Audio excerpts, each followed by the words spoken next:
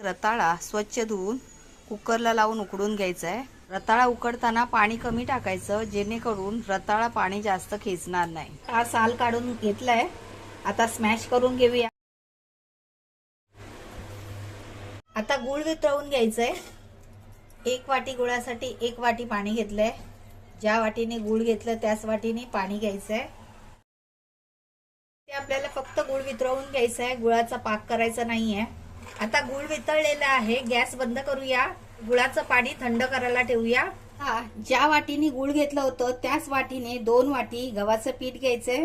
त्याच वाटीने 1 वाटी ज्वारीचं पीठ। पीठ सर्व चाळून घ्यायचे आहे। 2 टेबलस्पून बेसन, 2 टेबलस्पून तीळ घ्यायचे आहेत। तीळ निवडून घ्यायचे आणि आता हे सगळं एकजीव करायचं। 2 टेबलस्पून तूप कढवून घ्यायचंय। तुपाऐवजी तुम्ही तेलही वापरू शकता, पण जर तूप वापरलं तर खाताना छान टेस्ट येते। तर गॅस बंद करूया। तुपाचं मोहन या पिठात टाकायचं। गरम असल्यामुळे चमच्यानेच एकजीव करायचं, नाहीतर हात भाजेल। आता गार झालंय, हाताने एकजीव करून घेऊया। तूप पिठाला पूर्ण लावून घेऊया।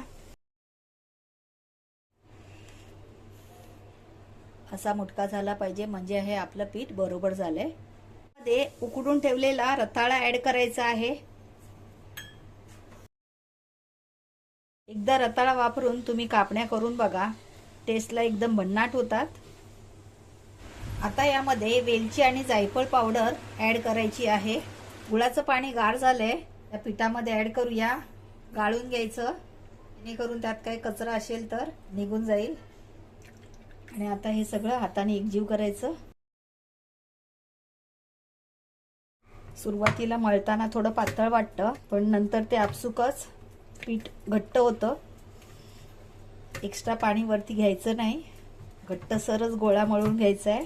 पातळ झालं तर गव्हाचं पीठ ऍड करायचं, कारण पाणी किती लागणार ते पिठाच्या क्वालिटीवर अवलंबून आहे। घट्टसर मळलेला गोळा असाच अर्धा तास ठेवून द्यायचा आहे। पीठ ठेवून अर्धा तास झाले, परत त्याला चांगलं मळून घ्यायचंय। एक उंडा काढून घ्यायचा, खाली मॅट टाकायची आहे, त्यावर पोलपाट ठेवायचा। असा उंडा करायचा आणि त्यावर थोडीशी खसखस टाकायची। एका साइडने लाटून घ्यायची, दुसऱ्या साइडला पण खसखस टाकायची। कापण्या जर का कडक हव्या तर पातळ लाटायचं, आणि जर का खुसखुशीत हव्या तर थोडीशी जाड ठेवून द्यायची पारी। सगळीकडून सारखं लाटून घ्यायचं। डायमंड शेप द्यायचा आपल्याला। हे बघा, वेडे वाकडे जे तुकडे आहेत ते काढून टाकायचे।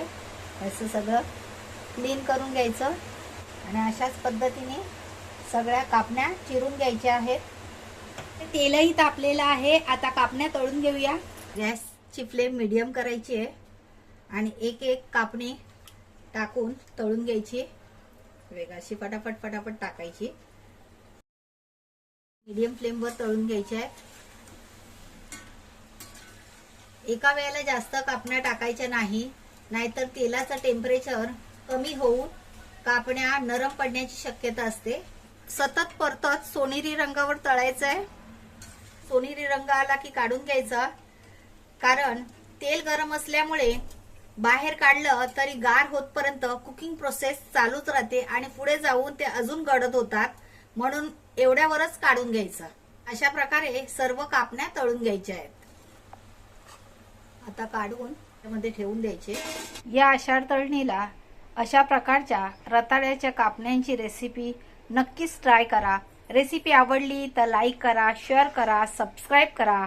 वेळात वेळ काढून तुम्ही ही रेसिपी पाहिली त्याबद्दल खूप खूप आभार। लवकरच परत भेटूया अशाच एका नव्या रेसिपी सोबत। तोपर्यंत बाय बाय।